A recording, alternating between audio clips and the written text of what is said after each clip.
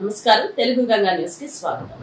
Permanent ఉద్యోగులకు 8 నెలలుగా రావాల్సిన జీత భత్యాలను తక్షణమే చెల్లించాలని ఏపీసీసీ ప్రెసిడెంట్ షర్మిల అనేక సార్లు పత్రికాముఖంగాను ఆందోళనల ద్వారాను గౌరవ సీఎంకు లేఖ ద్వారాను విశాఖ ఉక్కు పూర్వ వైభవం కొరకు ఈ ప్రభుత్వం దృష్టికి పలు విధాలుగా పలు దఫాలుగా తీసుకువచ్చినా కూడా ఈ ప్రభుత్వం నిమ్మకు నీరెత్తినట్లు వ్యవహరిస్తుంది.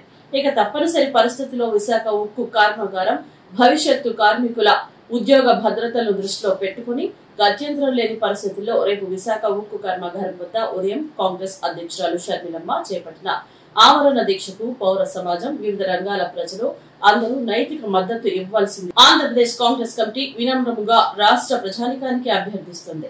దగ్గర ప్రాంతాల జిల్లా ముఖ్య నాయకులు కార్యకర్తలు రేపు జరిగే కార్యక్రమాన్ని జయప్రదం చేయవలసిందిగా మనవి.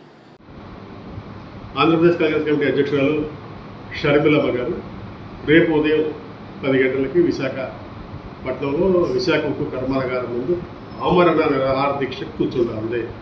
గత్యంతరం లేని పరిస్థితుల్లోనే పలు దఫాలుగా 2004 ఎన్నికల తర్వాత నుంచి ఈ ప్రభుత్వం అధికారంలోకి వచ్చిన కాడి నుంచి ఉత్తరాంధ్ర ప్రజానీకాన్ని, విశాఖ నగర ప్రజానీకాన్ని, విశాఖ ఉక్కు ఉద్యోగస్తులను కూడా రకరకాలుగా మోసం చేస్తూ ఉంది.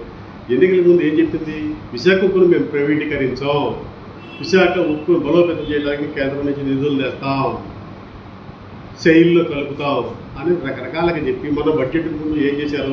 విశాఖ ఉక్కు స్థానంలో దాన్ని ఆనుకుని పక్కనే కొంత స్థలంలో ఒక గ్రామాన్ని 4-5 గ్రామాలను తీసుకొని ఆర్సెల్ఆర్ మిట్టల్ కట్టే దానికోసం పెద్ద ఎత్తున అనుమతులు, ల్యాండ్ ఎక్విజిషన్లు ఒక పక్కన సర్వేగా జరిగిపోతున్నాయి. కానీ విశాఖ ఉక్కుని ప్రైవేటీకరించుకునేది ఆపకుండా దీన్ని నిర్వీర్యం చేస్తూ ఉన్నారు. ఇందులో ఎవరైతే ఉద్యోగస్తులు ఉన్నారో ఆ ఉద్యోగస్తులందరినీ కొంతమంది ముఖ్యులైన వాళ్ళని 2000 మందిని వాళ్ళని తొలగించడం జరిగింది తాత్కాలిక ఉద్యోగుల పేరుతోటి. అలాగే పర్మనెంట్ ఉద్యోగస్తులకి 8 నెలల నుంచి జీతాలు లేవు. అయ్యో మనం మేము అడుగుతా ఉన్నాం. ప్రభుత్వం నిమ్మకు నీరెత్తినట్టు వ్యవహరిస్తూ ఉంది. అందుకని చెప్పి ఈ ప్రభుత్వానికి అనేక దఫాలుగా ఆందోళన ద్వారా, పత్రికాముఖంగా, అలాగే ముఖ్యమంత్రి గారికి లెటర్ల ద్వారా కూడా షర్మిలమ్మ గారు పలు దఫాలుగా పలు రకాలుగా ఆందోళన రూపంలో లేఖల రూపంలో తెలియజేసినా కూడా ఈ ప్రభుత్వం చెవికి ఎక్కలేదు.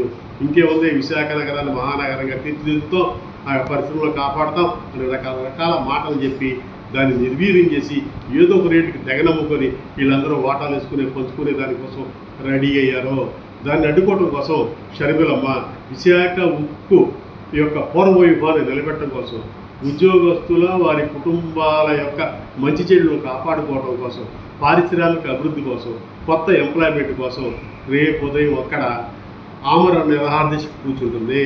కాబట్టి ఆ ప్రాంతంలో ఉన్న ప్రజానీకం, కాంగ్రెస్ పార్టీ కార్యకర్తలు షర్మిలమ్మ చేసే ఆమరణ నిరాహార దీక్షకు మద్దతు, సంఘీభావం తెలవలసిందిగా ఆంధ్రప్రదేశ్ కాంగ్రెస్ కమిటీ వినమ్రంగా ఆ ప్రాంత ప్రజానీకాన్ని, రాష్ట్ర ప్రజానీకాన్ని అభ్యర్థిస్తూ ఉంది. కొలనకొండ శివాజీ ఉపాధ్యక్షుడు, ఆంధ్రప్రదేశ్ కాంగ్రెస్ కమిటీ.